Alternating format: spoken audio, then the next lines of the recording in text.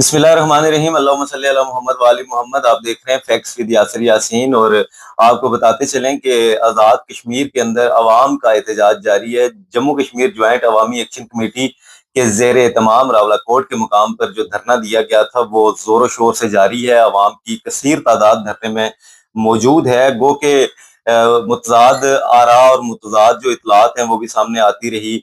क़यादत के एक दूसरे पर इल्ज़ामात और एक दूसरे पर तनकीद की जो बातें हैं वो भी सामने आ रही हैं, लेकिन उसके बावजूद आपको बताएं कि अवाम की कसीर तादाद जो है वो जम्मू कश्मीर ज्वाइंट अवामी एक्शन कमेटी के प्लेटफॉर्म पर अपने हकूक के लिए रावलाकोट दरेक के मकाम पर मौजूद है। आज जंडाला क्रास से अफसोसनाक जो खबर आपको बताएं कि जंडाला क्रास में फोर्सेस की जानिब से कार्रवाई में एक नौजवान नजाकत खादम के जांबाक होने की इतला सामने आई है, और ये शहादत जो है ये पेश आई है जंडाला क्रास के मुकाम पर, जहां फोर्सेस में और मुजाहिरीन के माबैन मुठभेड़ हुई और जिसमें फोर्सेस की जानिब से कार्रवाई की गई और शेलिंग की गई। आज़ाद और सोशल मीडिया के इतलात जो है वो ये कह रही हैं कि फोर्सेस ने भारी असले का इस्तेमाल किया, भरपूर फायरिंग की गई और शेलिंग की गई, जिसमें नौजवानों की हलाकत भी हुई और मुतअद्दिद नौजवान जख्मी भी हुए, जिन्हें बाग डिस्ट्रिक्ट अस्पताल मुंतकिल कर दिया गया। जबकि जिला इंतजामिया का जो मौकफ है वो भी इस वकूए को लेकर सामने आ गया। जिला इंतजामिया का ये कहना है कि जंडाला क्रास के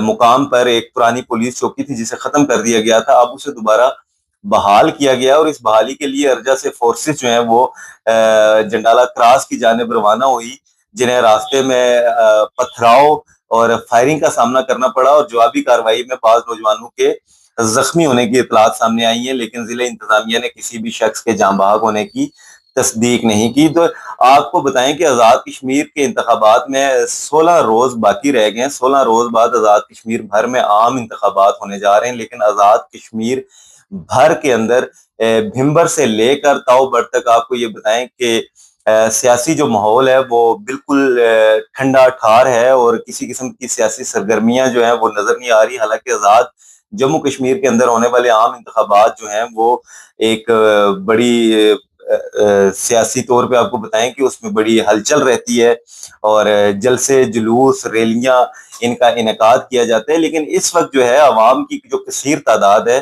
वो सियासी जमातों से मुबर्रा नजर आ रही है और उनसे लातल्लुक नजर आ रही है। इसकी वजूहात जो है वो सियासतदानों को जरूर सोचनी चाहिए। आपको बताएं कि 45 हलकों में 852 उम्मीदवार जो है वो मैदान में है, और वोटर्स जो हैं उनकी तादाद तकरीबन 23,50,000 के लगभग है, और 24 रजिस्टर्ड सियासी जमातों समेत आज़ाद उम्मीदवार भी मैदान में है। लेकिन अब सवाल ये है कि मौजूदा जो हालात चल रहे हैं, और बिलखसूस जो जिला पुंछ के हालात हैं, जहाँ पे पुंछ और सदनोती में 7 कानून साज असम्बली के हलके हैं, और इन हलकों में तो इंतखाबात का इनेकाद मुमकिन नजर नहीं आ रहा। तो क्या ऐसी सूरत मुमकिन हो सकेगी कि जिला पुंछ को छोड़कर तो बाकी अजला में इलेक्शन करवा दिया जाएगा, या पूरे आज़ाद कश्मीर के अंदर इंतखाबात का इनेकाद यकीनी बनाया जाएगा? ये तो अब 27 जुलाई तक ही चीजें क्लियर होंगी।